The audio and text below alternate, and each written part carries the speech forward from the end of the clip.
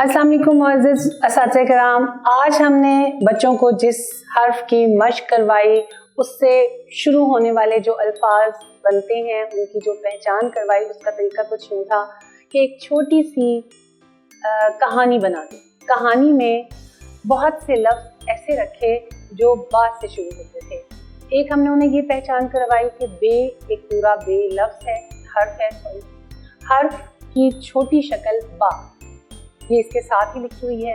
उस बा छोटी लफ्ज़ उस शक्ल की पहचान ज़रूर करवानी है, क्योंकि बहुत से लफ्ज़ सारे पूरी बे तो नहीं लिखी जाती, बा से शुरू होते हैं। जैसे बादल, बा और अलिफ को मिलाया तो बादल बन गए।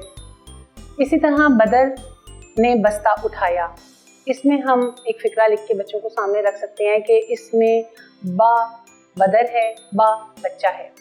बादल आए बारिश लाई, इसमें हम बच्चों से पूछ सकते हैं कि बा से शुरू होने वाला कौन कौन सा लफ्ज़ है इसके अंदर। बा बारिश, बा बादल। बैंगन के पौधे के पास बकरी खड़ी है। इस तरह के और बहुत से फिक्रे जिनके अंदर बा अपनी छोटी शक्ल के साथ वाज़ेह तौर पर एक लफ्ज़ बनाता हो, वो हम बच्चों के सामने लाएं।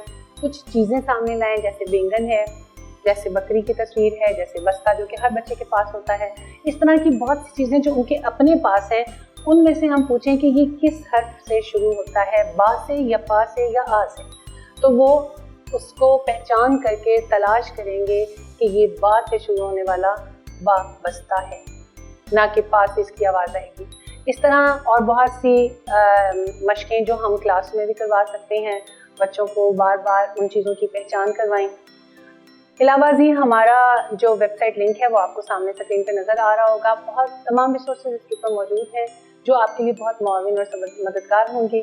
उम्मीद है कि ये वीडियो भी आपके लिए मददगार साबित हुई होगी। इंशाअल्लाह ताला अगली वीडियो अगले सबक के साथ फिर हाजिर होंगे। तब तक के लिए इजाज़त, अल्लाह हाफिज़।